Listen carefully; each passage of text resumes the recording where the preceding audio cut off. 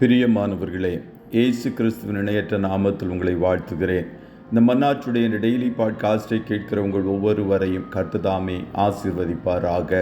சங்கீதம் 2:11 இப்படியாய் கூறுகிறது, பயத்துடனே கர்த்தரை சேவியுங்கள், நடுக்கத்துடனே களிகூறுங்கள் என்பதாக.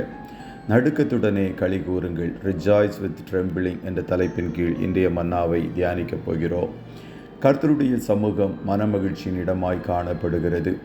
கர்த்தர் நம்மை தம்முடைய ஜெப வீட்டில் அழைத்து கொண்டு வந்து மகிழ பண்ணுகிறார். ஒரு வாரம் முழுவதும் கடினமாய் உழைத்து உடல் மற்றும் மனசோர்வோடு ஆலயத்தில் நாம் கூடி வரும்போது அவருடைய பிரசன்னம் நம்மை நிரப்புகிறது. அவர் நம்முடைய பாரங்கள், கவலைகள் எல்லாவற்றையும் எடுத்துவிட்டு நம்மை களிகூறச் செய்கிறார். கர்த்தரை கம்பீரமாய் பாடி நம்முடைய இரட்சணிய கன்மலையை சங்கீர்த்தனம் பண்ண கடவும் வாருங்கள். துதித்தலுடனே அவர் சந்ததிக்கு முன்பாக வந்து சங்கீதங்களால் அவரை ஆர்ப்பரித்து பாடக்கடவும் என்று வேதம் கூறுகிறது. பாடல்களை பாடி கர்த்தரை துதித்து ஆராதிக்கும் போது அவருடைய பிரசன்னத்தாலும் சந்தோஷத்தினாலும் நிரப்பி நம்மை மகிழ பண்ணுகிறார். ஆனால் மேற்குறிப்பிட்ட வசனம் கூறுகிறது, நாம் கர்த்தருடைய சமூகத்தில் களிகூர்ந்தால் கூட நடுக்கத்தோடு களிகூற வேண்டும் என்பதாக. பொதுவாக நடுக்கம் எப்போது நமக்கு வரும்? பயமும் வியாகுலங்களும் நமக்குள் காணப்படும் போது கைகால்கள் நடுங்க துவங்கிவிடும். கர்த்தரும் அவரை குறித்த பயபக்தியோடு நாம் களிகூற வேண்டும் என்று எதிர்பார்க்கிறார். இந்நாட்களில் கர்த்தரை குறித்த பயமும் பக்தியும் எங்கும் குறைந்து காணப்படுகிறது. யாக்கோபு தேவனை குறித்து கூறும்போது, என் தகப்பனாகிய ஈசாக்கின் பயபக்திக்குரியவர் என்று கூறினார். கர்த்தருடைய பிள்ளைகளை, பயத்தோடு கர்த்தரை சேவியுங்கள், நடுக்கத்தோடு அவர் சமூகத்தில் களிகூறுங்கள். ஒரு அரசனின் குடிமக்கள் எப்படி தங்கள் விசுவாசத்தை வெளிப்படுத்த தேசிய தினங்களிலும் பண்டிகை நாட்களிலும் அவரை முத்தம் செய்வார்களோ, அதுபோல குமாரன் கோபம் கொள்ளாமலும் நீங்கள் வழியிலே அழியாமலும் இருக்கும்படிக்கு அவரை முத்தம் செய்யுங்கள். நம்முடைய தேவன் துதிகளில் பயப்படத்தக்கவர், பரிசுத்தத்தில் மகத்துவம் உள்ளவர்.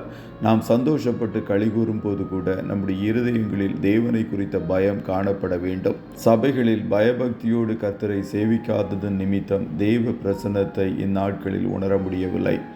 ஆலயம் மிக அழகாக அலங்கரிக்கப்பட்டிருக்கும், மின்னணு சாதனங்கள் எங்கும் பொருத்தப்பட்டிருக்கும். ஊழியர்களுடைய கரங்களிலும் அப்படிப்பட்ட சாதனங்கள் காணப்படும். அவைகளை பயன்படுத்தி ஊழியம் செய்வது அவர்களுக்கு புது பாங்காகிவிட்டது. அவர்களை பின்பற்றுகிற விசுவாசிகளும் அப்படியே செய்கிறார்கள். ஆகையால் வேதாகமம் அச்சிடப்படுவது வெகுவாக குறைந்துவிட்டது. வருகிற நாட்களில் வேதாகமம் அச்சடிக்கப்படுகிற கட்டிடங்களையும் கூட புறஜாதிகள் வாங்கி தங்களுடைய வழிபாட்டு தலங்களாகவும் உணவகங்களாகவும் வணிக வளாகங்களாகவும் மாற்றப் போகிறார்கள். தேவஜனமே, உங்களுக்குள் கர்த்தரை குறித்த பயமும் நடுக்கமும் எப்பொழுதும் காணட்டும். நீங்கள் பயபக்தியோடு அவரை அண்டிக் கொள்ளும் போது பாக்கியவதிகளாய் காணப்படுவீர்கள். கர்த்தர் உங்கள் ஒவ்வொருவரையும் ஆசீர்வதிப்பாராக. ஜெபம் செய்வோமா? நல்ல தகப்பனே, உம்மை நன்றியோடு துதிக்கிறோம். இந்த மன்னாச்சுடைய டெய்லி பாட்காஸ்டை கேட்கிற உம்முடைய பிள்ளைகள் ஒவ்வொருவரையும் கர்த்தர் நீர் ஆசீர்வதிப்பீராக. ஆண்டவரே, நாங்கள் பயத்தோடு பக்தியோடு உம்மை சேவிக்க, உம்மை அண்டிக் கொள்ள எங்கள் ஒவ்வொருவருக்கும் கர்த்தர் கிருபை தருவீராக என்று சொல்லி ஜெபிக்கிறோம். எங்களுடைய பக்தியெல்லாம் காலையில் தோன்றுகிற பனியைப் போல அநேக வேளைகளில் ஒளிந்து போய் விடுகிறது. ஆகிலும் இந்த நாட்களில் மீண்டும் எங்களை சுய பரிசோதனை செய்து எங்களை உம்முடைய சமூகத்தில் அர்ப்பணிக்கிறோம். ஆண்டவரே, உம்முடைய பிள்ளைகளுடைய கரங்களை பிடித்து கொள்ளுவீராக. எங்களுக்கோ உம்மை அண்டிக் கொண்டிருப்பதே நலம். எப்போதும் உம்முடைய பிரசன்னத்தை வாஞ்சிக்கிறவர்களாய் நாங்கள் காணப்பட கர்த்தர் எங்களுக்கு துணை செய்வீராக. இன்றைய தினம் நம்முடைய பிள்ளைகள் கையிடுகிற வேலைகளை ஆசீர்வதியும். போக்கிலும் வரத்திலும் கர்த்தர் உடனிரும். ஆட்டுக்குட்டியானவருடைய இரத்தத்திற்குள்ளாய் ஒவ்வொருவரையும் கொண்டது இயேசுவின் நாமத்தில் வாழ்த்தி ஜெபிக்கிறோம் நல்ல பிதாவே.